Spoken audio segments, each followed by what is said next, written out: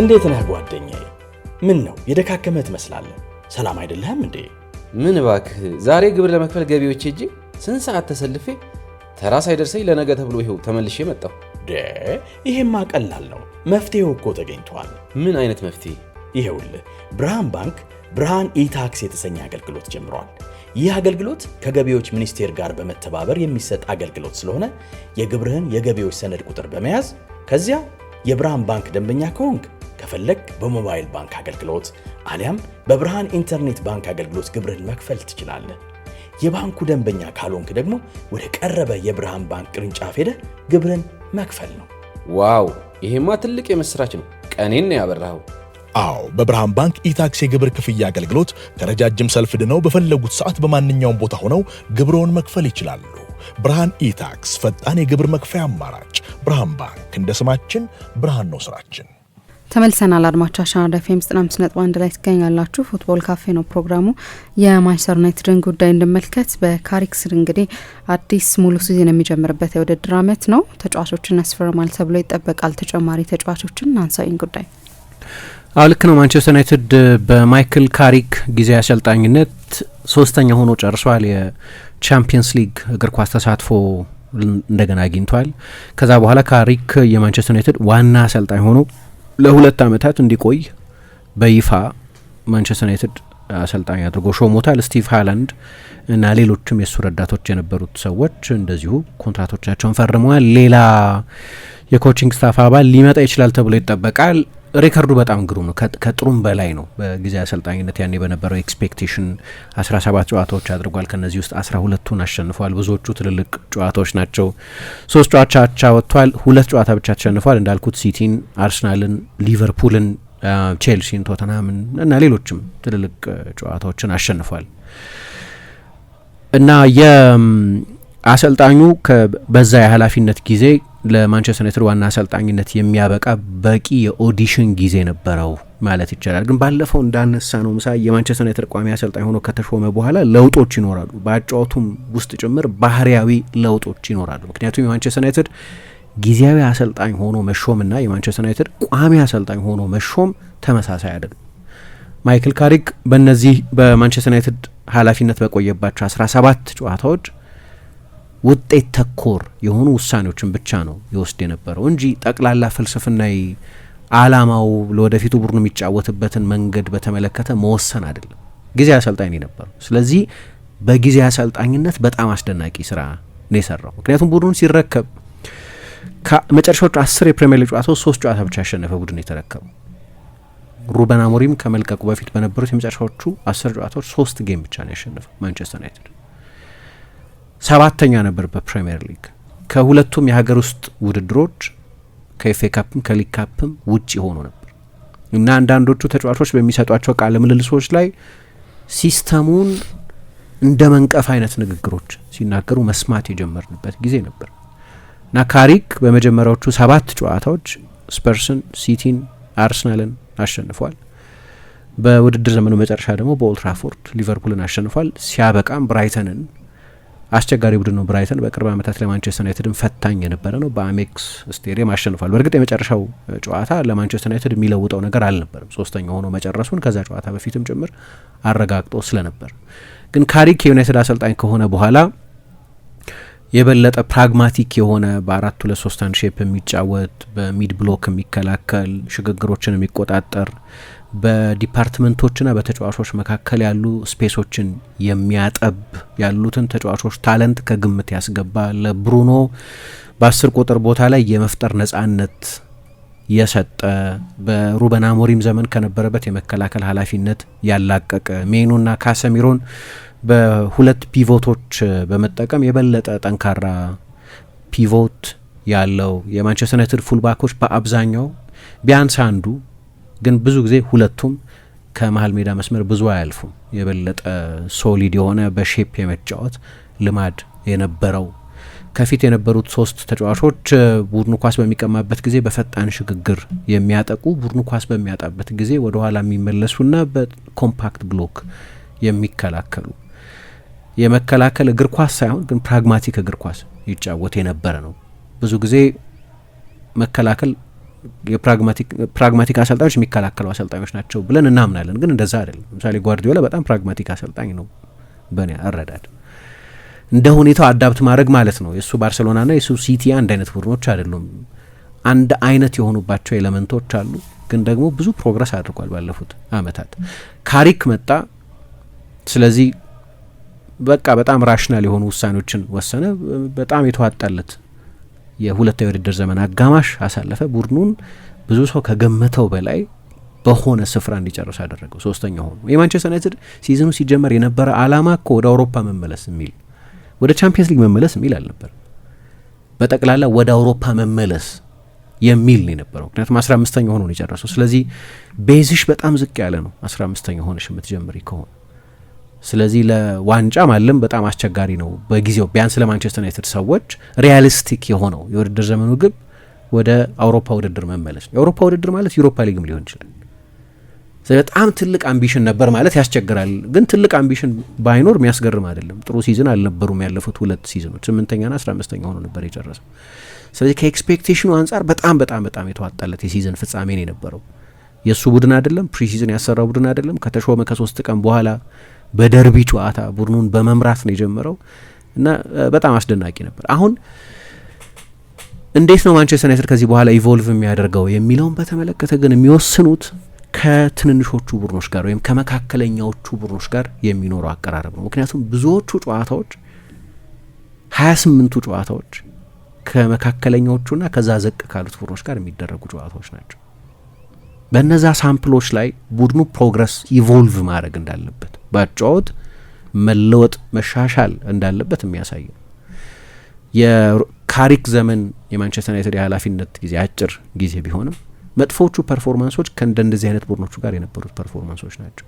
ከሰንደርላንድ ጋር፣ ከዌስትሃም ጋር፣ ከሊድስ ጋር፣ ከኒውካስል ጋር የነበሩት ጨዋታዎች ናቸው። እነዚህን ጨዋታዎች ማንቸስተር ዩናይትድ ማሸነፍ አልቻለም። በስቴዲየም ኦፍ ላይት ከሰንደርላንድ ጋር በነበረው ጨዋታ አንድ ኦን ታርጌት ብቻ ነው የሞከረው። የበለጠ ኮምፓክት ሆኖ የሚከላከሉ የበለጠ ስፔስ የሚከለክሉ ቡድኖችን በሚገጥምበት ጊዜ ሌሎቹን ትልልቅ ቡድኖች እንደሚገጥምበት አይነት ኦፕን ስፔስ አያገኙም። ትልልቆቹ ቡድኖች ኳስ ለመያዝ በሀይ ዲፌንሲቭ ብሎክ ለመጫወት ፕሬስ ለማድረግ ነው የሚሞክሩት። ስለዚህ የዚህ አይነት ባላጋራ ቡድንን መግጠም አድቫንቴጅ ኳሊቲያቸው ከፍ ያሉ ቢሆኑም እነሱን ማሸነፍ የበለጠ ከባድ ቢሆንም ግን ደግሞ በመልሶ ማጥቃት የተመቹም ግን ናቸው። ሰንደርላንድን በመልሶ ማጥቃት ለማጥቃት በጣም ያስቸግራል። ምክንያቱም ከማንቸስተር ዩናይትድ ጋር ነው የሚጫወተው። ስለዚህ በሎ ብሎክ ነው የሚጫወተው ወይ ቢበዛ በሚድ ብሎክ ነው የሚጫወተው። ዌስትሃምም ተመሳሳይ ነው። ኒውካስልም በተለይ ተጫዋች በቀይ ከወጣበት በኋላ እንደዛ ነው የተጫወተው። አሁን ቡድኑ ኢቮልቭ ማድረግ ያለበት አብዛኞቹ ጨዋታዎች ከእንደዚህ አይነት ቡድኖች ጋር የሚደረጉ ናቸው። ለዛ የሚሆኑ ዝውውሮች የማድረግ ግብ ነው የሚሆነው ለማንቸስተር ዩናይትድ። እንመለስበት ምሳ ተመልሰናል። አድማጮቻችን አራዳ ኤፍ ኤም 95.1 ላይ ትገኛላችሁ። ፉትቦል ካፌ ነው ፕሮግራሙ። የማንቸስተር ዩናይትድን የዝውውር ጉዳይ እየተመለከትን ነው። የማንቸስተር ዩናይትድን የዝውውር ጉዳይ እየተመለከትን ነው። በተለይ ቡድኑ በአጫወት ማደግ ስላለበት እና ብዙዎቹ ጨዋታዎች ደግሞ ማንቸስተር ዩናይትድ በካሪክም የኃላፊነት ዘመን የተቸገረባቸው ጨዋታዎች ስለሚሆኑ አሁን ከቢግ ሲክስ ቡድኖች ጋር የሚደረጉትን የደርሶ መልስ ጨዋታዎች ብታይ አሁን ካሪክ ከመጣ በኋላ ሚኒ ሊግ ብንሰራ ማለት ነው በግዙፎቹ 6 ቡድኖች መካከል የተደረጉ ጨዋታዎችን ብንወስድ ማንቸስተር ዩናይትድ የዛ ሚኒ ሊግ መሪ ነው የሚሆኑ። ምክንያቱም ሲቲን አሸንፏል፣ ሊቨርፑልን አሸንፏል፣ አርሰናልን አሸንፏል፣ ቼልሲን አሸንፏል፣ ቶተናምን አሸንፏል። እንከን አልባ ነው። ቪላንም መጨመር እንችላለን ሰፋ ካደረግ ነው። እንዲያውም ቴብሉ ሰርቷል። ግን በአብዛኛው ሲሰራ ቅድም እንዳነሳሁት ማንቸስተር ዩናይትድ እና የማንቸስተር ዩናይትድ የማጥቃት መስመር የሚያጠቃበት እና በመልሶ ማጥቃት ለማጥቃት በሚመች ሁኔታ ነው የበለጠ ማንቸስተር ዩናይትድ አደገኛ ይሆን የነበረው። ስለዚህ ብዙዎቹ የሚቸገርባቸውን ቡድኖች በሙሉ ሲዝን በሚገጥምበት ጊዜ አጫወቱ ኢቮልቭ ማድረግ አለበት። ለዛ ነው እድገት የሚያስፈልገው የምንለው። ምክንያቱም አሁን ስለ ሙሉ ሲዝን ነው የምናወራው እና በዛ ምክንያት ማንቸስተር ዩናይትድ ይሄ ደግሞ አዲስ ጥያቄ አይደለም፣ በካሪክ ዘመን ብቻ የነበረ አይደለም። በአብዛኛው ከአሌክስ ፈርጉሰን ከማንቸስተር ዩናይትድ ያ የታላቅነት ዘመን ማብቃት በኋላ ለቫንሃልም ጊዜ፣ ለሞሪኞም ጊዜ፣ ለቴንሃግም ጊዜ፣ ለኦሌ ጉነር ሶልሻር አሰልጣኝነት፣ ለሌሎቹም አሰልጣኞች ማንቸስተር ዩናይትድ እንደ ማንቸስተር ሲቲ ወይም እንደ ሊቨርፑል ሰስቴንድ በሆነ ሁኔታ ትንንሾቹን ቡድኖች ዶሚኔት ለማድረግ የሚያስችል አጫዋት ሊኖረው ያስፈልጋል። ትልልቆቹ ቡድኖች ላይ የሞሪኞም ሬከርድ ጥሩ ነበር፣ የሶልሻም ሬከርድ በጣም ጥሩ ነበር። ቴንሃግም ትልልቅ ጨዋታዎች አሸንፈዋል፣ የፍጻሜ ጨዋታዎችን ጨምሮ የኤፍኤ ካፕ የፍጻሜ ጨዋታን ባሸነፉ ጊዜ በሊግም ጨዋታዎች ትልልቅ ቡድኖች አሸንፈዋል። ግን ማንቸስተር ዩናይትድ ባለፉት 13-14 ዓመታት በአብዛኛው ትራንዚሽናል ቡድን ሆኖ በመቆየቱ ምክንያት ምናልባት ከቫንሃል ኤክሰፕሽን በስተቀር ሲያጠቃ በጣም የሚዋጣለት በእነዚህ ጨዋታዎች ላይ ነው። ትንንሾቹ ቡድኖች ይባሉ እንጂ ወይም መካከለኛ ቡድኖች ይሆኑ እንጂ ከ17 ከ7ኛ እስከ 20ኛ ያሉት ቡድኖች ላይ ነው ጨዋታው የሚበዛው። ለምሳሌ አርሰናልን በዚህ የውድድር ዘመን ብታይ ምሳሌ የፕሪሚየር ሊግ ሻምፒዮን ነው አይደለም። ቢግ ሲክስ ለበል የሚለውን ልቶ ግን ለምሳሌ መጨረሻ አካባቢ ሊቨርፑልን ሲዝኑን በሙሉ በደርሶ መልስ አላሸነፈም፣ ሲቲን አላሸነፈም። በዚህ የውድድር ዘመን በማንቸስተር ዩናይትድ ተሸንፏል በመልሱ ጨዋታ የመጀመሪያውን ጨዋታ ቢያሸንፍም እነዚህን ጨዋታዎች ቢያሸንፍም ግን ሻምፒዮን ሆኗል። ምክንያቱም ከ7ኛ እስከ 20ኛ ካሉት ቡድኖች ጋር ያለው ሬከርድ በጣም አስደናቂ ነው። እኩል 3 ነጥብ ነው ከነዛ ቡድኖች የምታገኙ እና የሚበዙት ደግሞ እነሱ ናቸው። ትልልቆቹን ጨዋታዎች ማሸነፍ አስፈላጊ ቢሆንም ለቡድን ሞራል፣ ለደጋፊ ሞራል እና ደግሞ በተለይ በቀጥታ ደግሞ ለዋንጫ የምትፎካከሪ ከሆነ ከነዚህ ቡድኖች የምትወስጁ 3 ነጥብ እነዛን ቡድኖች የሚያሳጣው 3 ነጥብም ስላለ የ6 ነጥብ በድምር ስለሚባል አንዳንድ ጊዜ እንደ ኮንቴክስቱ በጣም አስፈላጊ ይሆናል። ግን ስለ ማራቶን ስለ 9 ወር ሲዝን ሲሆን የምናወራው ግን በአብዛኞቹ 28ቱን ጨዋታዎች የምታደርጊው ከነዛ ቡድኖች ጋር ነው። ለነዛ ጨዋታ የሚያስፈልግ አጫወትና ለዛ አጫወት የሚሆኑ ተጫዋቾች ያስፈልጋሉ። ካሪክም ኢቮልቭ ማድረግ ያለበት ለዚህ ነው። ለ17 ጨዋታ የሚሆን ዲዛይን የነበረው ምንም እንከን የለውም። ለዚህ ነው አሁን እንደ አሰልጣኝ ካሪክን በተመለከተ እንዴት መበየን እንዳለብን አላቅም። ለምን አላቅም እላለሁ? በዚህ በስራ ኃላፊነቱ ኢምፕሬሲቭ ቢሆንም ግን የሙሉ ጊዜ ኃላፊነት ሲሰጠው ቡድኑ እንዴት ነው መጫወት የሚፈልገው የሚለውን በእነዚህ 17 ጨዋታዎች ነው እንደ ሪፈረንስ የምንወስደው ወይስ ሚድልስቦሮን 130 ጨዋታ ባሰለጠነበት ጊዜ ነው የምንወስደው? የካሪክ አይደንቲቲ የበለጠ የሚታየው በየትኛው ላይ ነው? ምክንያቱም ያ የሚድልስቦሮ ቡድን ራሱ ፕሪሲዝን ያሰራው እሱ የተሳተፈባቸው ዝውውሮች የተፈጸሙበት እሱ ቡድኑ እንዲጫወት በሚፈልገው መንገድ እንዲጫወት የሚያስችል ጊዜ ያገኘበት የኃላፊነቱም አይነት ቋሚ አሰልጣኝ የሆነበት። ለዚህ ነው ባለፈው ይለወጣሉ ለካሪክ ነገሮች፣ ኤክስፔክቴሽኑ ይለወጣል፣ የጨዋታው ቁጥር ይለወጣል፣ የሲዝኑ ባህሪ ይለዋወጣል። ከዛ በኋላ የበለጠ የእሱ ቡድን ይሆናል። የራሱ አድቫንቴጅ አለው፣ ግን ደግሞ ይዞት የሚመጣ ዲማንድ አለ እና በሚድልስቦሮ አሰልጣኝነት ያለው ይመስለኛል ሰፋ ያለ ሳምፕል ያለን ካሪክ እንደ አሰልጣኝ ምን አይነት ቡድን ነው ኮች ማድረግ የሚወደው የሚለው። 4ኛ ሆኖ ነበር የጨረሰው የሚድልስቦሮ አሰልጣኝ በነበረበት ጊዜ 22ኛ ሆኖ የተረከበውን ቡድን ነው በዛ የውድድር ዘመን መጨረሻ 4ኛ አድርጎ ኦክቶበር ላይ ነው ቡድኑን የተረከበው። እሱም የሱ ሲዝን አይደለም፣ ግን ቢያንስ 7 ወር አሰልጥኖታል። በቻምፒየንሺፕ ደግሞ ስንት ጨዋታ ነው የምትጫወቱ? 42 ነው 44 ጨዋታ። ስለ ሰፋ ያለ ነው የበለጠ 24 ቡድኖች ስለሆኑ የሚሳተፉት እና በመጣበት ሲዝን ከቻምፒየንሺፕ ወደ ሊግ 1 ላለመውረድ ይተናነቅ የነበረን ቡድን ተረከበና ለፕሌኦፍ አበቃ። ወደ ፕሪሚየር ሊግ አልመጣም በመጨረሻ ግን ፕሌኦፍ ሴሚ ፋይናሊስት ነበር። በሚቀጥለው የውድድር ዘመን ደግሞ የኤፍኤል ካፕ ወይም የሊግ ካፕ ወይም የካራባው ካፕ ግማሽ ፍጻሜ ድረስ ቡድኑን አደረሰው። በሁለቱ ሲዝኖች 3 4ኛና 7ኛ ሆኖ ነው ቡድኑ የጨረሰው። የመጨረሻው ሲዝን ላይ 10ኛ ሆኖ ከጨረሰ በኋላ ከኃላፊነት እንዲነሳ ሆነ። አሁን ይህንኑ አይነት አጫወት በማንቸስተር ዩናይትድ ቢደግም ትልልቆቹ ቡድኖች ሊጫወቱ የሚሞክሩት አይነት አጫወት ነው፣ የበለጠ የሚታወቅ አይደንቲቲ ያለው። አሁን በጊዜ አሰልጣኝነት ባሰለጠነበት ጊዜ ስለ አይደንቲቲ የሚጨነቅበት ጊዜ አልነበረም። ለ17 ጨዋታ ነው የመጣው እና ብዙ ሰው ቋሚ አሰልጣኝ ይሆናል የሚል ግምትም አልነበረውም በተሾመበት ጊዜ። የእሱ ኃላፊነት የሽግግር ኃላፊነት ማንቸስተር ዩናይትድ የሚያዛልቀውን አሰልጣኝ እስኪቀጥር ድረስ ያለ የአሸጋጋሪነት ኃላፊነት ነው የነበረው። ስለዚህ ሊያስብ የሚችለው ጌም ባይ ጌም ነው፣ ስለ ጠቅላላ የጨዋታ ፕላን አይደለም፣ ስለ አይደንቲቲ አይደለም። ሚድልስቦሮን ባሰለጠነበት ጊዜ ግን ገና ሲፈርም የቋሚ አሰልጣኝነት ውል ነው የፈረመው። ስለዚህ የሚያዛልቅ ለብዙ አመታት ሊያስኬድ የሚችል ለሲዝን ሊያዛልቅ የሚችል ታክቲካል አይደንቲቲ እንዲኖረው ከመጀመሪያው ትሬኒንግ ሴሽን ጀምሮ ሲሰራ ነበር። ለአመታትም ነው በዛ ኃላፊነት የቆየው። ኮንቴክስት የሚያስፈልገው ለዚህ ነው። ሚድልስቦሮ ካሪክ ማንቸስተር ዩናይትድ የካሪክ ሚድልስቦሮ የተለየ ጨዋታ ነበር ይጫወት የነበር። የበለጠ የማጥቃት የበለጠ የፖሴሽን የበለጠ የፍሮንት ፉት ማጥቃት ይጫወት የነበረ ቡድን ነው። በመጀመሪያው ሲዝን 46 ጨዋታ ነበር ያደረገው እና በ46 ጨዋታ 84 ጎል ነበር ያስቆጠረው። በቻምፒየንሺፕ ሁለተኛው ብዙ ጎል ያስቆጠረ ቡድን ነበር። አታኪንግ ነው። ያ ማለት የቀድሞ የአርሰናል ተጫዋች የነበረው ቹፓ አክፖም የሚባለው ተጫዋች ወደ አያክስ ከመሄዱ በፊት የነበረው ሲዝን 28 ጎል ያስቆጠረበት ሲዝን ነው። ከኋላ ቢልድ እያረገ እየተጫወተ ለመውጣት የሚሞክር በመስመሮች መሀል የሚጫወት ሀፍ ስፔሶችን የሚያጠቃ ፕሬስ የሚያደርግ ከረጃጅም ኳሶች ይልቅ የኮምቢኔሽን ኳስ የሚወድ ብዙ ትሪያንግሎች የሚሰራ ብዙ ሮንዶች የነበሩት አይነት ቡድን። ከዛ በኋላ ተጫዋቾች ማጣት ሲጀምር ግን መድገም አስቸጋሪ እየሆነ ሄደ። ለምሳሌ አክፖም ወደ አያክስ ሄደ 28 ጎል ካስቆጠረበት የውድድር ዘመን በኋላ። ሞርጋን ሮጀርስ አሁን 70 80 90 ሚሊዮን ፓውንድ ተጫዋች የሚባለው ተጫዋች ወደ አስቶን ቪላ ሄደ ጃንዋሪ 2024 ላይ። በ6 ወር ልዩነት የቡድኑን አውራ የማጥቃት ተጫዋቾች አጣ። የማጥቃት አጫዋች ደግሞ ቅድም ስለ አርሰናልም ስናነሳ እንዳለ ለምሳሌ ሉዊስ ኤንሪኬ የስፔን ብሔራዊ ቡድን አሰልጣኝ ነበር አይደል? የስፔን ብሔራዊ ቡድን በማን ነው ተሸንፈው ከውድድር ውጭ? በሞሮኮ ነው ተሸንፈው ከውድድር ውጭ የሆኑ። ለምን? አሁን ፔጅ ውስጥ የምናያቸው የማጥቃት ተጫዋቾች አልነበሩትም። ሲምፕል እኮ አሰልጣኙ ምንም ምጡቅ ቢሆን ሀሳቡን ወደ መሬት የሚያወርደው በተጫዋቾች በኩል የበለጠ የአማካይነት ዝንባሌ ያላቸው እንጂ የ1v1 ተጫዋቾች አልነበሩም የስፔን ብሔራዊ ቡድን ተጫዋቾች። ያኔ የነበሩትን ተጫዋቾች አንዱም የክንፍ ተጫዋች አልነበሩም። ለምሳሌ ክቫራትስኬሊያ፣ ዱዌ፣ ዴምቤሌ፣ ባርኮላ አይነት ተጫዋቾች አልነበሩትም።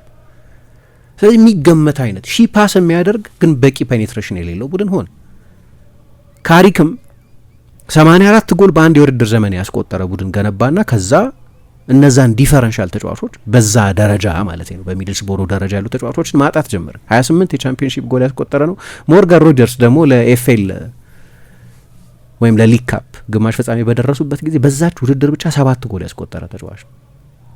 ሁለቷን የሚጠቀሱለት አንጻራዊ ስኬቶች ናቸው። ሁለቱንም በ6 ወር ልዩነት አጣ ብቻ ሳይሆን ትንሽ ቆይቶ ደግሞ ከዛ ከሮጀርስ መልቀቅ በኋላ ቀጥሎ በመጣው የሲዝን መጨረሻ ላይ የነበረው የዝውውር ጊዜ ላይ ደግሞ ኢማኑኤል ላቴ ላት የሚባለውን ተጫዋች እንደዚሁ አጣ። እሱም በጣም አስፈላጊ ማጥቃት ተጫዋች ነበር።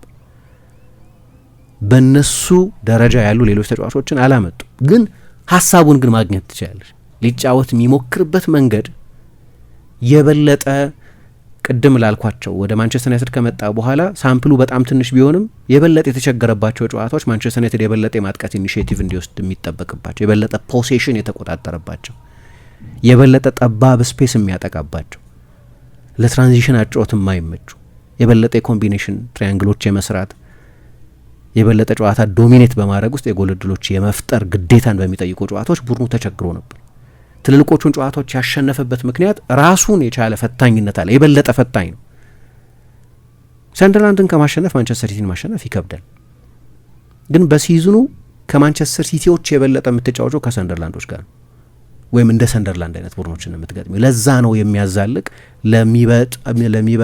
ለሚበልጠው ብሎክ ኦፍ ጌምስ የሚሆን የጨዋታዎች ብዛት ብሎኮች የሚሆን አጫወት የሚያስፈልገው። ለዛ ደግሞ ፐርሶኔል ይፈልጋል፣ ተጫዋች ይፈልጋል። ተጫዋቾቹን ሲያጣ ምን ሆነ መሰለሽ? በ20 ጎል ያነሰ አስቆጠረ በሚቀጥለው ሲዝን። አሰልጣኞችን ማድነቃችን ትክክል ነው፣ ግን አሰልጣኞች በተጫዋቾች ክህሎት ላይ ጥገኞች ናቸው። ማንኛውም አሰልጣኝ የጂሊንጋም አሰልጣኝ ብታደርገው ጓርዲዮላን የማንቸስተር ሲቲ አይነት ፉትቦል ሊሰራ አይችልም አለ። የፔፕኔል የፖዚሽናል አጫወት ምናምን ልታይ ትችላለች። ግብ ጠባቂውን በሚጠቀምበት መንገድ ይጠቀምበታል ምናምን፣ ግን ያገኛቸውን ስኬቶች ለማግኘት የቤስቶቹን ተሰጦች አክሰስ ማግኘት አለበት። እንደዛ ነው እና ሚድልስቦሮ 64 ጎሎች አስቆጠረ። እነዚህን 3 ወሳኝ ማጥቃት ተጫዋቾችን ያለ በቂ ተተኪዎች ካጣ በኋላ ካሪክ ቦል የሚባል ነገር አለ። የካሪክ ቡድን አጫወት አለ። የማንቸስተር ዩናይትድ ቡድን የበለጠ ፕራግማቲክ፣ የበለጠ ከጨዋታ ወደ ጨዋታ አዳፕት የሚያደርግ እንጂ በአንድ ልክ የፔፕ ቡድን የሆነ አሰልጣኝ ቡድን እንደምንለው የሚታወቅ ግራንድ ፍልስፍና የነበረው አይደለም። ለሲዝን ግን ያ ያስፈልገዋል። የሚለወጡ ነገሮች አሉ። ይህንን ኃላፊነት ተረከበ። ለሱ አይነት በሚድልስቦሮ ለሰራው ቡድን የሚሆን አይነት ስብስብ አልነበረም። አንዴ ይኸውልሽ ፕራግማቲክ የሆነበት ምክንያት ለምሳሌ ካሰሚሮን ያዘ። ምንም እንኳ በጣም የተሻለ የውድድር ዘመን ከጥሩ ምስጋና ከጥሩ አድናቆት ጋር ከብዙ ውዳሴ ጋር ቢሆንም ከብዙ ስሜትም ጋር ቢሆንም ከማንቸስተር ዩናይትድ የለቀቀውና ይሄም የሚገባው ቢሆንም ጥሩ የውድድር ዘመን ስለነበረም እና በጣም በላቀ ፕሮፌሽናልነቱም ለማንቸስተር ዩናይትድ በነበረው ፍቅርም ሲጫወት በእያንዳንዱ ጨዋታ 100%ና ሲደመር ከዛ በላይ ስለሰጠም የአድናቆት ይገባዋል። ግን ካሰሚሮን ማጫወት ከካቪያት ጋር ነው አብሮ የሚመጣው። ካሰሚሮን የሚያሰልፍ አንድ ቡድን ፊዚካሊ ሊሚትድ ስለሆነ ማለት ነው 33 ዓመቱ ስለሆነ በካሰሚሮ ጥንካሬዎች ላይ ለመጫወት መወሰን አለብሽ። ያ ብልሃት ነው። ያ ነው ፕራግማቲዝም የሚባል ያለሽን ግብአት ከግምት ያስገባ ጨዋት ማለት ነው አይደል? ካሰሚሮን ይዘሽ ለምሳሌ በሃይ ላይን ፕሬስ ማድረግ አትችይም። ሰፊ ስፔስ እንዲከላከል ብዙ ትራንዚሽኖች እንዲከላከል ስለሚገደድ ማለት ነው። እሱ የሚከላከለው የሜዳ ዞን ኮምፓክት መሆን አለበት። ያንን ስታደርጊ የምትከላከይበት ብሎክ ሎ ወይም ሚድ ብሎክ ነው የሚሆነው። የአትሌቲክስ የአካላዊ ቅልጥፍና የለውም። ከፊቱ 40 ሜትር ከኋላው 40 ሜትር ከጎኑ 20 ሜትር መከላከል አይችልም። የ33 ዓመቱ ካሰሚሮ ነው። አሁን የ26 ዓመቱ ካሰሚሮ አይደለም። ብልጠት ነው እሱን አዳፕት ማድረግ። ግን ደግሞ ልክ የሚድልስቦሮ አይነት አጫወቱን ግን መተግበር አይችልም በካሰሚሮ። ስለዚህ የበለጠ ፖዚሽናል የሆነ መሆን አለበት። አውት ኦፍ ፖሴሽን 4-4-2 ሚድ ብሎክ ነው የነበረው። እሱ ግን ለማንቸስተር ዩናይትድ የጊዜው ችግር የነበረ ጊዜያዊ መድኃኒት ማስታገሻ እንጂ መድረሻ አይደለም። መድረሻው ግራንድ የሆነ አጫወት ያስፈልገዋል። የኮመን ሴንስ ራሽናል ውሳኔዎችን እየወሰነ ነው ያንን ያደረገው። መለወጥ ግን አለበት። መለወጥ ግዴታ ስለሆነ ማለት ነው። ያ አጫወት ለሆኑ ጨዋታዎች ብቻ የበለጠ ስኬታማ የሚሆን ለሚበልጡ ጨዋታዎች አሁን አንዳንዱ ግዴታ ነው። ካሰሚሮ ለቋል። ሌላ ተጫዋች ነው የምታመጪው፣ ሌላ ካሰሚሮ አይደለም የምታመጪው። የበለጠ አትሌት የሆነ ካሰሚሮ የሚያሳጣሽ ነገር አለ። ያንን ልምድ፣ የጨዋታ ንባብ፣ ፖዚሽናል ዲስፕሊን፣ እነዛን ታክሎች ምናምን በሌላ ተጫዋች ለመተካት ያንን ከፍተኛ ልምድ በተለይ መተካት፣ የጨዋታ ኖሃው መተካት ያስቸግራል። ምክንያቱም ልምድ ብዙ በመጫወት የሚገኝ በመሆኑ ምክንያት ግን ደግሞ አድቫንቴጅ አለ። የአድቫንቴጅ የበለጠ ፊዚካሊ ቀልጣፋ የሆነ ብዙ ቦታ መከላከል የሚችል ጥቂት ሜትሮችን ብዙ ሜትሮችን ወደፊት ሊያስጠጋሽ የሚችል ፕሬስ እንድታደርጊ ካውንተር ፕሬስ እንድታደርጊ የሚያስችል ብትጠቂ ትራንዚሽኖች ለመቆጣጠር የሚያስችል ሰፊ የሜዳ ስፍራ የመከላከል አካላዊ ቅልጥፍናና ለጋነት ወጣትነት ያለው ተጫዋች ነው ማንቸስተር ዩናይትድ የሚያመጣው። ሯጭ ኤደርሰን ዱሻንቱስ አሁን ከአታላንታ ላይ ያስፈረሙት የተቃረቡት ተጫዋች እኔ የበለጠ የስኳር ተጫዋች ነው የሚመስለኝ ሌሎች ተጨማሪ ተጫዋቾች የሚያመጣ ስለሆነ ከሱ የበለጠ ገንዘብ የሚከፈልባቸው ምናልባት ከሱ የበለጠ ታክቲካል ተስማሚነት ያላቸው ተጫዋቾችም ያመጣል፣ ጥያቄ የለውም። ገና መጀመሪያ ነው እሱ እና ደግሞ ባህሪያዊ የካሰሚሮ ተተኪ አይደለም። አንድ አይነት ተጫዋቾች አይደሉም። ይሄኛው የበለጠ ምንድነው ቦል ካሪየር የሚባል ኳስ ወደፊት ይዞ የሚሄድ ኤነርጂ ያለው በቀደም እንዳነሳ ነው ብዙ የሜዳ ስፍራ የሚሸፍን 6-8 ሆኖ መጫወት የሚችል ቨርሳታይል የሆነ አይነት ተጫዋች ነው። ግን የካሰሚሮን ያህል ጎል አያስቆጥርም። የካሰሚሮን ያህል ዲፌንሲቭ አውትፑት የለውም። የእሱን ያህል ተጫዋች አይደለም። ተመሳሳይ ተጫዋቾች አይደሉም፣ የተለያዩ ተጫዋቾች ናቸው። ስለዚህ የምንሰማቸው ስሞች አሉ። ግን እነዛ ተጫዋቾች ካሪክን ኤቮሉሽን ኢቮልቭ ማድረግ ስላለበት የበለጠ የሚያግዙ ናቸው። የካሴሚሮ መውጣት ብቻውን ዲማንድ ያደርጋል ማንቸስተር ዩናይትድ እንዲለወጥ። ቅድም እንዳልኩት ምንም ሆነ ምን እግር ኳስ መጨረሻ ላይ ስለ ተጫዋቾቹ ነው፣ ስለ አሰልጣኞቹ አይደለም። አሰልጣኞቹ ወሳኝ ናቸው። ኮቺንግን ማሳነስ አልፈልግም፣ ግን በእኔ ግምት ኮቺንግ የዛሬ 40 ዓመት የነበረው አይነት ኢንፍሉዌንስም የለውም ለነገሩ። ምክንያቱም በክለቦች ዙሪያ በጣም ሰፊ ስታፍ ነው ያለው። በፊት በቃ ፊዚዮ፣ ዋና አሰልጣኝ፣ መከተል አሰልጣኝ 3-4 ነበሩ። አሁን አይደሉም፣ ማአት ናቸው። በቃ ሳይንስ አንድ ላብ ነው እግር ኳስ ራሱ።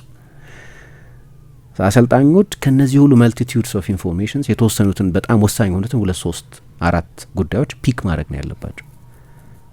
አላቅም፣ ያከራክራል። እኔ እንደ ዛሬ 40 ዓመት ምናምን አይነት ተጽዕኖ ያላቸው አይመስለኝም አሰልጣኞችን ማሰናበት ቀለል የሚለው ለዚህ ነው። አሁን ኤሊየት አንደርሰን ይባል ነበር። ኤሊየት አንደርሰን እንደ ኳሊቲ አይዲያል ተጫዋች ነው። አይዲያል ከኳስም ጋር ያለ ኳስም በኦልድ ትራፎርድ በቅርብ ጊዜ የተደረገው ጨዋታ ጥቂት ናሙና ማጣቀሻ ሆኖ ሊቀርብ የሚችል ነው። ምንም እንኳ የሲዝን መጨረሻ ላይ የተደረገ ጨዋታ ስለሆነ ክፍት ጨዋታ ስለነበር ኦኬ፣ ግን የበለጠ ወደ ማንቸስተር ሲቲ የሚዘዋወር ይመስላል።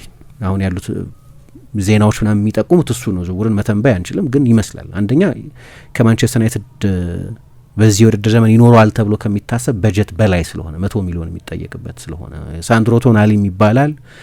ኒውካስል ቀላል ሻጭ አይደለም፣ ግን እየሸጠ ነው እንደምናየው። አንቶኒ ጎርደን ወደ ባርሰሎና ሄዷል። ይሄ ተጫዋች እንግዲህ አሁን ብዙ ተጫዋቾች ከኒውካስል መልቀቅ እየፈለጉ ነው። ያ አይነት አትሌቲሲዝም ያለው ነው። ቶናሊ 6 ሆኖ ላይ ጫወት ግን ይችላል። 6 ሆኖ መጫወት ቶናሊ ነው። ኤሊየት አንደርሰን ነው። የካርሎስ ባሌባን የምትጠቀሚ ከሆነ ልክ እንደ ካሰሚሮ ስፔስ ሊሚት የማድረግ ግዴታ አይኖርብሽም። የበለጠ ኤክስፓንሲቭ የበለጠ ዶሚኔት ለማድረግ እድል ይሰጣል። ባሌባ ፊዚካል ተጫዋች ነው። ማቴዎስ ፈርናንዴዝን ሰማኝ። ማቴዎስ ፈርናንዴዝ የበለጠ ኦፌንሲቭ ተጫዋች ነው። ጥልቅ አማካይ አይደለም። የበለጠ ምንድነው ሳጥን ኦል ራውንደር የሚባል አይነት ተጫዋች ነው። ቶናሊ ኤነርጂ መጨመር ይችላል። የፕሪሚየር ሊግ ልምድ አለው። 6ም ጥልቅ አማካይም ሆኖ መጫወት የሚችል እንደ ብሩኖ አይነቱ ተጫዋች የመፍጠር የበለጠ ነጻነት የሚሰጥ ጀርባውን እየተገላመጠ እንዳይጫወት የሚያግዝ አይነት ተጫዋች ነው። ባሌባ አትሌቲክ ተጫዋች ነው።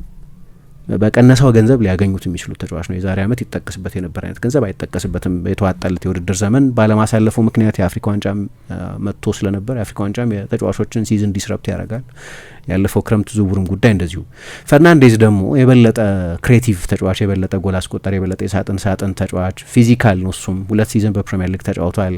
ግን በጣም ጥሩ ፓሰር፣ ጥሩ ጎል አስቆጣሪ፣ ጥሩ የጎል እድል ፈጣሪ አይነት ተጫዋች ነው። ከዛ ዝቅ ባለ ገንዘብ ማንቸስተር ዩናይትድ ሊያስፈርማቸው ይችላሉ የሚባሉ ተጫዋቾች አሉ። እንደ ሼቻልስ የሚባል በሳውዝሃምፕተን የሚጫወት አሌክስ ስኮትና ታይለር አዳምስ፣ ሁለቱ የቦርንመስ ተጫዋቾች። እነዚህ የበለጠ ስኳር ተጫዋቾች ይሆናሉ። እኔ ማንቸስተር ዩናይትድ በትንሹ 3 አማካዮች ያስፈልጉታል። አሁን ኤደርሰንን አስፈርመዋል። 2 ተጨማሪ አማካዮች መፈረም አለባቸው። ምክንያቱም ለሁለቱ ቦታዎች 4 ተጫዋቾች ለ4 ውድድሮች 4 ተጫዋቾች ስለሚያስፈልጉት ማንቸስተር ዩናይትድ በዚያ ቦታ ካልሆነ ከማንቸስተር ዩናይትድ አካዳሚ የተወሰኑ ተጫዋቾች ወይ ለአንዳንድ ጨዋታዎች ሜሰን ማውንትን፣ ለአንዳንድ ጨዋታዎች አልፎ አልፎ ብሩኖን ጠለቅ አድርጎ መጠቀም ሊያስፈልግ ይችል ይሆናል። ግን ብሩኖ መገደብ ያለበት አይመስለኝም። የበለጠ አደገኛ የሚሆንበት የፕሪሚየር ሊጉ ቤስት ተጫዋች በሆነበት የክሬቲቭ 10 ቁጥር ቦታ ላይ መጫወት አለበት። ለዛ የሚሆን ፋውንዴሽን ነው ቡድኑ መገንባት ያለበት። ግን ደግሞ እንዳጫወትም ኢቮልቭ ማድረግ ስላለበት የበለጠ አትሌቲክ የሆነ ተጫዋች ያስፈልገዋል። ብዙ ስሞች እየሰማን የአማካይ ጉዳይ አዲስ ነገር አይደለም። ግን ደግሞ የሎ ብሎክ ቡድኖችን እንዴት ነው ስፔስ የሌለበት በቂ ስፔስ የሌለበት ጨዋታ ላይ የበለጠ አደገኛ የምትሆኝ? አንደኛው ሜዳውን ስትራች በማድረግ አታኪንግ የመስመር ተከላካዮች በመጠቀም ነው አይደል? የማንቸስተር ዩናይትድ ሁለቱም የመስመር ተከላካዮች በአሰልጣኙ ፕራግማቲዝም ምክንያት እና በተጫዋቾቹም ፊዚካል ሊሚቴሽን ምክንያት እንደ ድሮ ኮሪደር መቆጣጠር ስለማይችሉ በተለይ ሉክ ሾ እንደ ልብ ኦቨርላፕ እያደረገ አይደለም የተጫወተው። ያው 38ቱም ጨዋታዎች ላይ ተጫውቷል። ለመጀመሪያ ጊዜ ነው በማንቸስተር ዩናይትድ ተጫዋችነት ሁሉም የፕሪሚየር ሊግ ጨዋታዎች ላይ ሲሳተፍ። ግን እስከ ሩበን አሞሪም ስንብት ድረስ ወይም 21ዶቹ ጨዋታዎች ላይ 3ኛ መሀል ተከላካይ ነው የነበረው። በኋላ የመጨረሻዎቹ 17 ጨዋታዎች ላይ መስመር ተከላካይ ሆኖ ተጫወተ። አሁን እያየን ያለነው ጉዳት ብዙ ያሰቃየው እድሜው ከ30 ዓመት በላይ የሆነ እና የዛሬ 10 ዓመት ያለው እላይታች እያለ የመጫወት አካላዊ ቅልጥፍና የሚጎድለው ሉክ ሾው። ስለዚህ በፉልባክ ዊድዝ ማግኘት አትችልም እሱ ከሆነ የሚጫወተው እና የጨዋታው ዶዝ ይጨምራል። ስለዚህ ምናልባት የዚህኛው የውድድር ዘመን አይነት ከጉዳት ነጻ በጤና የተሟላ የውድድር ዘመን ላይ ያሳልፍ ይችላል። አንደኛው በዚህ የውድድር ዘመን ከጉዳት ነጻ ሆኖ ያሳለፈበት ምክንያት ማንቸስተር ዩናይትድ ከሌሎቹ ዓመታት ይልቅ ጥቂት ጨዋታዎች ያደረገበት የውድድር ዘመን በመሆኑ ምክንያት ነው። ስለዚህ የሎ ብሎክ ቡድኖችን ለመለጠጥ ወይ ስትረች የሚያደርግ የክንፍ ተጫዋች ያስፈልጋል፣ ወይ ላይ ሄዶ የሚጫወት የመስመር ተከላካይ ያስፈልጋል። ያጫወት ኤቮሉሽን አካል ናቸው እነዚህ ዝውውሮች። ደግሞ በተለይ እነዛን የሎ ብሎክ ቡድኖችን የመሰንጠቅ አስፈላጊ ተጫዋቾች ናቸው እነዚህ። ለዚህ ነው የፉልባክ ጉዳይ አሁን ሉዊስ ሆል ሲጠቀስ እኔ ሉዊስ ሆል ለዓለም ዋንጫው መሄድ ነበረበት የሚል እምነት አለኝ። ኒውካስል አስቸጋሪ ውድድር ዘመን ምርጫዎች አሏቸው። አሰልጣኝ ቶማስ ቱሄል ምናልባት የበለጠ ቨርሳታይል የሆኑ ሌሎች ተጫዋቾች ወስደው ሊሆን ይችላል። ግን በጣም ግሩም ተጫዋች ቼልሲ አካዳሚ ውስጥ የነበረ ወደ ኒውካስል ሄዶ ሲጫወት ሁሉ ኢምፕረስ የሚያደርገኝ ላሚን ያማልን በተለይ ሴንት ጄምስ ፓርክ በነበረው ጨዋታ በጣም በጥሩ ሁኔታ ኮንትሮል ያደረገ ግን በጣም ኦፌንሲቭ የሆነ ኃይለኛ ኤነርጂ ያለው የሜዳ ስፋት መስጠት የሚችል ተጫዋች ነው። እንግዲህ ሌላ የኒውካስል ተጫዋች ነው። ኒውካስል ለጊዜው ሻጭ መስሏል። የዓለም ሀብታሙ የክለብ ባለቤት አለው የሚባል ቢሆንም ሁለተኛ እኔ ለነገሩ ቢቻል የቀኝ መስመር ተከላካይም ዳይናሚክ የሆነ የበለጠ ኦፌንሲቭ የበለጠ የማጥቃት ፉልባክ ቢኖራቸው ይመረጣል። ግን ችግሩ በአንድ የዝውውር ጊዜ ሁሉንም ችግሮች መፍታት አትችይም። እንደ ማንቸስተር ዩናይትድ አይነት ሀብታም ክለቦችም ሊሚቴሽንስ አላቸው። ደግሞ በተለይ ያለ ቻምፒየንስ ሊግ እግር ኳስ ላለፉት ጥቂት ዓመታት ያሳለፈ ስለሆነ በአንድ ጊዜ ሁሉም የሜዳው ዲፓርትመንቶች ላይ ያሉ ክፍተቶችን መቅረፍ አይቻልም እንጂ አይዲያሊ መሀል ተከላካይ ይፈልጋል በእኔ ግምት። ምክንያቱም ሊሳንድሮ ማርቲኔዝ እና አሁን ደግሞ ማቲያስ ደሊት ብዙ ጉዳት የሚያስቸግራቸው ተጫዋቾች ናቸው። ሃሪ መጓየር 33 ዓመቱ ነው። የተቀሩት ሁለት ተጫዋቾች ደግሞ በጣም ወጣቶች ናቸው። ሁሉንም ኃላፊነት በአራት ውድድሮች የምታሸክማቸው ስላልሆኑ ለእኔ አይዲያሊ የመሀል ተከላካይ መጨመር አለብን። እንዲያው የመሀል ተከላካይ መጨመር ካልን ደግሞ አሁን ዲፌንሲቭ ላይኑ ወደፊት ተጠግቶ መጫወት አለበት ማለት ሰፊ 40 ሜትር መከላከል የሚችል ተከላካይ ያስፈልገዋል ማለት ነው። በቂ አሉት ወይ? እንደዛ አንዳንዶቹ በእድሜ ለጋነታቸው፣ አንዳንዶቹ በእድሜያቸው፣ አንዳንዶቹ በጉዳት ታሪካቸው ምክንያት ግን የግራ መስመር ተከላካይን ወይም በጠቅላላው ዊድዝ ላይ የሚጫወቱ ተጫዋቾችን ማነሳበት ምክንያት እነዚህን ቡድኖች እንደዚህ በመዘርዘር በመለጠጥ ነው ኢን ቢትዊን ዘ ላይንስ መጫወት የምትችሉ። ስለዚህ አዲስ ዳይናሚክ የግራ ፉልባክ ሊያስፈልግ ይችላል። ዳሎ ማዝራዊ በቀኝ በኩል መጫወት ስለሚችሉ ካልሆነ የሆነን ተጫዋች ሪፐርፐዝ ማድረግ አለባቸው። ፓትሪክ ዶርጉ ምክንያቱም እኔ ዶርጉ በዘላቂነት የማንቸስተር ዩናይትድ የግራ ክንፍ ጀማሪ ተጫዋች ይሆናል ብዬ አልገምትም። ማቴዎስ ኩኛ አለ፣ ምንም ጥያቄ የለውም። በቅርብ ዓመታት ከዩናይትድ ምርጥ ፈራሚዎች መካከል አንደኛው ነው። ጥያቄው ማቴዎስ ኩኛን በተመለከተ አይደለም፣ ግን እዛ ቦታ ላይ ሌላ አይነት አማራጭ የ1v1 የክንፍ ተጫዋች ያስፈልገዋል። ይሄ ማንቸስተር ዩናይትድ ስብስብ በግራ በኩል ናቹራል የክንፍ ተጫዋች የለውም። ምክንያቱም ሩበን አሞሪም ያንን አይጠይቅም ነበር። ሩበን አሞሪም ኢንሳይድ ፎርዋርድና ዊንግ ባኮች ነው የሚፈልገው።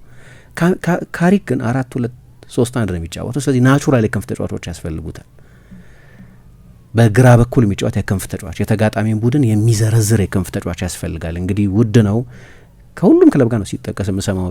ያን ዲዮማንድ የሚባል የላይፕዚግ ተጫዋች አለ፣ 100 ሚሊዮን ፓውንድ ይጠቀሳል። በጣም ጥሩ የአይሶሌሽን የአንድ ለአንድ የተጋጣሚ ቡድን ተጫዋች አልፎ መሄድ የሚችል ተጫዋች እና ያ ደግሞ ቅድም ያልኩት ያጫወት ኤቮሉሽን አንድ አካል ነው። ምክንያቱም ኩኛ ወደ ውስጥ የሚገባ 1-2 የሚጫወት ትሪያንግሎች የሚሰራ የሮንዶ ተጫዋች አይነት ተጫዋች ነው። ግን የሚፈልገው ማንቸስተር ዩናይትድ በተለይ በአንዳንዶቹ ጨዋታዎች ደግሞ ከሱም ለየት የሚል ሌላ ቫራይቲ ደግሞ ይፈልጋል። ኩኛ የበለጠ አስፈላጊ የሚሆንባቸው ጨዋታዎች አሉ። ደግሞ 4 ውድድር ስለሆነ ሮቴሽን መስት ነው።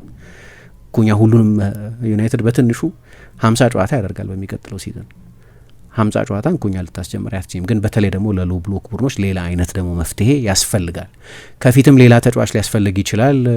ሼሽኮ ብቻ ነው ያላቸው አውት ኤንድ አውት 9 ዚርክዜ እንደ ኦፕሽን ካልተቆጠረ በስተቀር። ስለዚህ እኔ በአብዛኛው ከዝውውሮቹ ባሻገር የጨዋታ ኤቮሉሽንን በተመለከተ ማንቸስተር ዩናይትድ የበለጠ መሻሻል አለበት። ካሪክም የሙሉ ጊዜ አሰልጣኝነት የጨዋታ እድገት ስለሚያስፈልገው። እንዴት ነህ ጓደኛዬ? ምን ነው የደካከመህ ትመስላለህ። ሰላም አይደለህም እንዴ? ምን እባክህ፣ ዛሬ ግብር ለመክፈል ገቢዎች ሄጄ ስንት ሰዓት ተሰልፌ ተራ ሳይደርሰኝ ለነገ ተብሎ ይኸው ተመልሼ መጣሁ። ይሄማ ቀላል ነው። መፍትሄው እኮ ተገኝቷል። ምን አይነት መፍትሄ? ይኸውልህ ብርሃን ባንክ ብርሃን ኢታክስ የተሰኘ አገልግሎት ጀምሯል። ይህ አገልግሎት ከገቢዎች ሚኒስቴር ጋር በመተባበር የሚሰጥ አገልግሎት ስለሆነ የግብርህን የገቢዎች ሰነድ ቁጥር በመያዝ ከዚያ የብርሃን ባንክ ደንበኛ ከሆንክ ከፈለግ በሞባይል ባንክ አገልግሎት አሊያም በብርሃን ኢንተርኔት ባንክ አገልግሎት ግብርህን መክፈል ትችላለህ። የባንኩ ደንበኛ ካልሆንክ ደግሞ ወደ ቀረበ የብርሃን ባንክ ቅርንጫፍ ሄደህ ግብርህን መክፈል ነው። ዋው! ይሄማ ትልቅ የምስራች ነው። ቀኔን ነው ያበራኸው። አዎ፣ በብርሃን ባንክ ኢታክስ የግብር ክፍያ አገልግሎት ከረጃጅም ሰልፍ ድነው በፈለጉት ሰዓት በማንኛውም ቦታ ሆነው ግብርዎን መክፈል ይችላሉ። ብርሃን ኢታክስ ፈጣን የግብር መክፈያ አማራጭ። ብርሃን ባንክ እንደ ስማችን ብርሃን ነው ስራችን።